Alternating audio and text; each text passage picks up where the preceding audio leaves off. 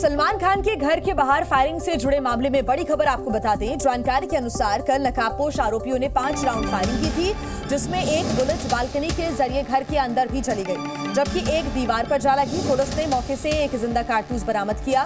Firing को अंजाम देने के बाद आरोपी महबूब स्टूडियो की तरफ गए और वहां ऑटो वाले से वसई जाने का रास्ता भी पूछा। ये बड़ी जानकारी सामने आ रही है। लगातार पुलिस मामले की जांच पड़ताल कर रही है और इसी जांच पड़ताल में अब लगातार खुलासे हो रहे हैं। हालांकि उन आरोपियों तक पहुंचने की कोशिश मुंबई क्राइम ब्रांच की टीम लगातार कर रही है। तो सलमान खान के बांद्रा स्थित गैलेक्सी अपार्टमेंट के सामने रविवार यानी कि कल सुबह 5 बजे फायरिंग की गई। 2 बाइक सवार यहां पर पहुंचते हैं, फायरिंग करके फरार हो जाते हैं। 5 राउंड फायर उन्होंने किए हैं और बताया जा रहा है कि बालकनी के माध्यम से एक जो गोली है वो घर के अंदर भी चली गई। जिंदा कारतूस बरामद पुलिस के द्वारा किया गया है। ये सीसीटीवी तस्वीरें सामने आई हैं। इसी सीसीटीवी फुटेज में आप देख सकते हैं एक बाइक पर 2 आरोपी आपको सवार नजर आ रहे हैं। पूरा अपडेट आप जान लीजिए। सलमान के घर के बाहर फायरिंग आखिर ये कैसे हुआ ये आपको हम बता रहे हैं। फायरिंग के बाद बांद्रा स्टेशन पहुंचे दोनों आरोपी कहां पर और कैसे गए हैं ये आपको हम बता रहे हैं। 5:08 पर सुबह बांद्रा स्टेशन पहुंचे थे ये दोनों ही शूटर्स। बांद्रा स्टेशन के प्लेटफॉर्म नंबर 1 से लोकल ट्रेन में बैठे और उसके बाद 5:13 पर सांताक्रूज के प्लेटफॉर्म नंबर 3 पर ये आरोपी उतर गए। सांताक्रूज पूर्व के बाहर दोनों ऑटो रिक्शा में बैठे और उसके बाद सीसीटीवी कैमरे में फायरिंग करते हुए ये दोनों आरोपी नजर आए हैं। सीसीटीवी फुटेज की जांच लगातार मुंबई पुलिस की टीम कर रही है। लोकल कॉन्टैक्ट के इस्तेमाल का शक सूत्रों के हवाले से यह जानकारी मिल रही है। साथ ही आरोपियों के 3 मददगार पुलिस हिरासत में इस वक्त हैं, उनसे पूछताछ हो रही है और आरोपियों तक पहुंचने की कोशिश मुंबई पुलिस इस वक्त कर रही है। कई टीमों का गठन भी कर दिया गया है।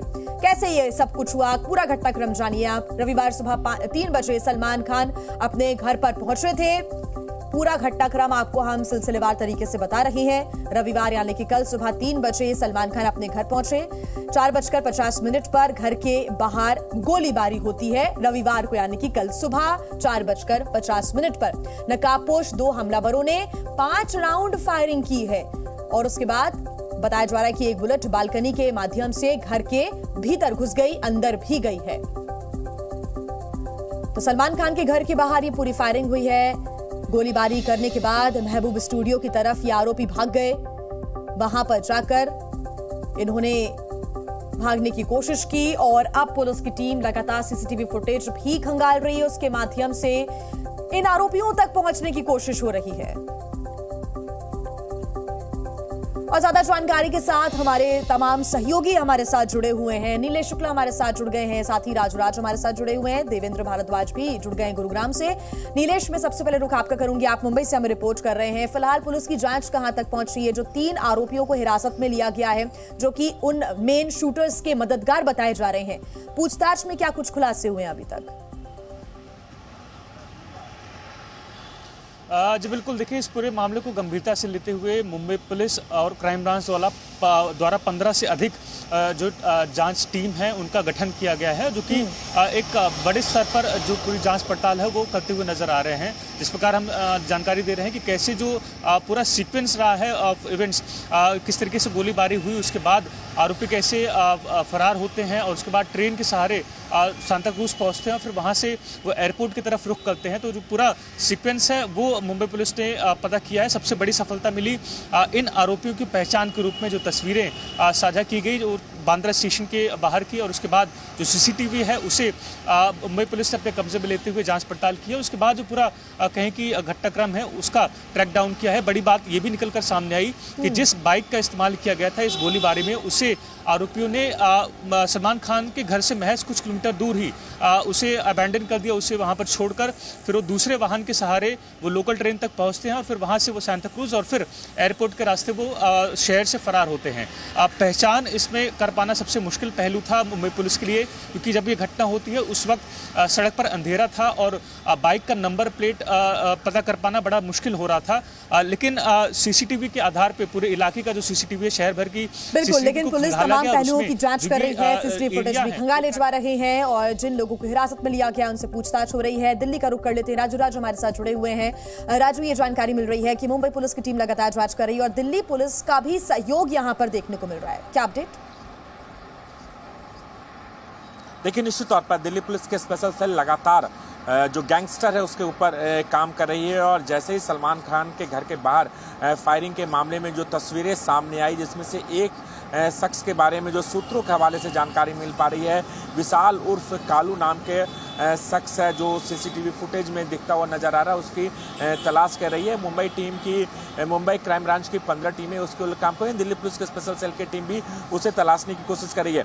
जो विशाल पे आरोप है कि वो रोहित गोदारा के लिए काम कर रहा था, रोहित गोदारा विदेश में बैठा है और सबसे बड़ी बात है कि इससे पहले भी सचिन नाम के एक व्यापारी की हत्या, स्क्रैप व्यापारी की हत्या की गई थी, उसमें भी विशाल उर्फ कालू का नाम आया था। कालू गुरुग्राम का रहने वाला, तो इसकी कुंडली खंगाली जा रही है, इसके इतिहास को खंगाला जा रहा है, क्योंकि ये मुंबई से भागा है तो कहाँ अपने किन करीबियों के पास जा सकता है, तो वहाँ तक दिल्ली पुलिस की टीम भी उसकी तलाश में जुटी है, क्योंकि दिल्ली पुलिस लगातार ऐसे गैंगस्टरों पर काम करते हैं। इससे पहले लॉरेंस बिश्नोई का भाई अनमोल बिश्नोई ने भी इस हत्या का, इस फायरिंग की जवाबदेही और कनेक्शन है इसके बारे में पुख्ता जानकारी जुटाने की कोशिश पुलिस की टीम्स भी कर रही है। देवेंद्र भारद्वाज का रुख कर लेते हैं, गुरुग्राम से हमारे साथ जुड़े हुए हैं।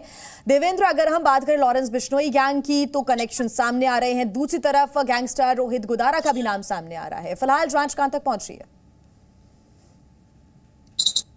देखिए, बिल्कुल निश्चित तौर पर जिस तरह से लगातार इस पूरे गोली कांड में जहां विशाल उर्फ कालू का नाम आया, जो कि गुरुग्राम का रहने वाला है और अपने इसका परिवार जो है वो यहीं गुरुग्राम में रहता है, और फिलहाल जिस तरह से दिल्ली पुलिस की एक टीम कल विशाल उर्फ कालू के घर पर भी पहुंची थी और तमाम पहलुओं पर तफ्तीश की, उनके परिवार वालों से पूछताछ की गई है, जानकारी एकत्रित की गई है कि इससे पहले भी विशाल का नाम जो सचिन उर्फ गोदा की जो हत्या थी, रोहतक में हत्या की गई थी, जो कि एक बुकी था, उसकी हत्या की गई थी, उसमें भी विशाल शामिल था। और अब जब सीसीटीवी फुटेज में साफ तौर पर देखा जा सकता है कि विशाल का फोटो जारी किया गया है मुंबई पुलिस की तरफ से, तो उसके बाद से लगातार जो जांच है, जांच का दायरा बढ़ता चला जा रहा है और यही कारण है कि पिछले काफी समय से जो कि सचिन की हत्या की गई थी वो विशाल उसमें शामिल था और उसकी भी जिम्मेवारी लॉरेंस बिश्नोई की गैंग ने ली थी। और अब जिस तरह से इस सलमान खान के घर पर के बाहर जो गोली चलाई गई, उसके बाद अब जब विशाल का नाम सामने आया था, उस जांच का दायरा अब गुरुग्राम तक पहुंचा है। दिल्ली पुलिस की एक टीम कल देर रात विशाल उर्फ कालू के घर पर पहुंची थी उनके परिवार के सदस्यों से, क्योंकि 2 भाई हैं, इसके अलावा 2 भाई और हैं, जिसमें से एक आपराधिक प्रवृत्ति का है तो दूसरा पेंट का काम करता है। तो फिलहाल पुलिस अब सभी एंगल्स पे जांच कर रही है और आखिर क्यों इस घटना को अंजाम दिया गया, ये तमाम पहलुओं की जांच पुलिस के द्वारा की जा रही है। आप बने रहिएगा देवेंद्र हमारे साथ। नीलेश, मैं आपका एक बार फिर रुख करूंगी क्योंकि कल लगातार गहमा-गहमी रही सलमान खान के घर के बाहर।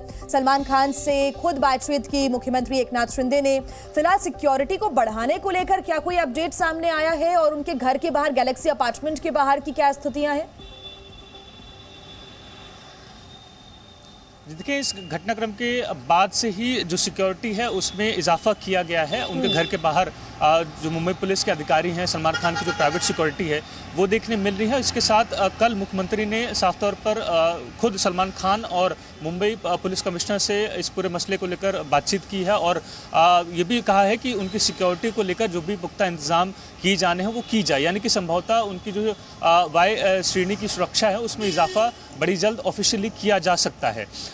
लेकिन जिस तरीके से पूरा घटनाक्रम है वो कहीं ना कहीं बड़े सवाल खड़े करता है कि आखिर कैसे सलमान खान, क्योंकि लगातार उन्हें इस तरीके के जो थ्रेट हैं वो मिलते रहे हैं, चाहे पत्र के माध्यम से हो, ईमेल के माध्यम से हो, फ़ोन कॉल के माध्यम से हो। ऐसे में एक बड़े सिक्योरिटी लैब्स का भी पहलू यहाँ पर निकलकर सामने आ रहा है, क्योंकि जिस वक्त ये फायरिंग होती है उस वक्त वहाँ पर पुलिस की मौजूदगी नहीं देखने मिलती है और इसको लेकर सलमान खान द्वारा भी नाराज़गी जताई गई है। ये खुद जो अधिकारी हैं उन्होंने जानकारी दी कि कैसे सलमान खान जब घर पहुंचते हैं उसके बाद इस घटनाक्रम को अंजाम दिया जाता है। यानी कि साफ तौर पर समझा जा सकता है कि जो आरोपी हैं एक लंबे समय से सलमान खान को ट्रैक कर रहे थे, उनकी रेकी की जा रही थी। तो ऐसे में आखिर वो क्या पहलू रहे कि पुलिस द्वारा कहाँ ये कमी रहेगी कि नीलेश, इस पूरे घटनाक्रम को देखकर ऐसा प्रतीत होता है कि जो ये आरोपी थे पूरी प्लानिंग के साथ रेकी कर पहुंच रहे थे। बड़ा सवाल यही है क्योंकि लगातार ये सामने आ रहा है कि 3 बजे सलमान अपने घर पर पहुंचे, लेकिन जब गोलीबारी हुई क्या तब भी घर के अंदर ही मौजूद थे सलमान खान?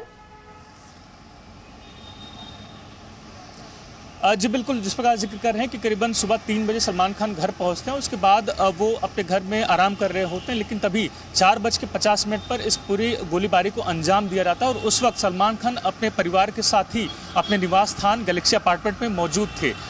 सलमान खान के पिता ने मीडिया से बात करते हुए इस बात का जिक्र किया कि जो धमकाने की कोशिश की जा रही है, डराने की कोशिश की जा रही है, वो महज एक पब्लिसिटी स्टंट है, वो उससे डरने वाले नहीं हैं। लेकिन मामले की गंभीरता इससे भी समझी जा सकती है कि 5 राउंड फायर किए गए हैं, जिनमें से 1 राउंड उनकी जो बैल्कनी है वहां तक पहुंच जाती है, उनके घर के भीतर तक पहुंच जाती है। और ये इसलिए भी अति संवेदनशील हो जाता है क्योंकि सलमान खान अक्सर इसी बैल्कनी में पहुंचते हैं और अपने फैंस का अभिवादन करते हैं। तो आप समझ पाएंगे कि अगर ये दिन दहाड़े होता, अगर समय कुछ और होता तो शायद एक बड़ा नुकसान हो सकता था। पुलिस की टीम लगातार जांच पड़ताल में जुटी हुई है। क्या खुलासे होते हैं, नीलेश आप नजर बना के रखिएगा। फिलहाल शुक्रिया तमाम जानकारी।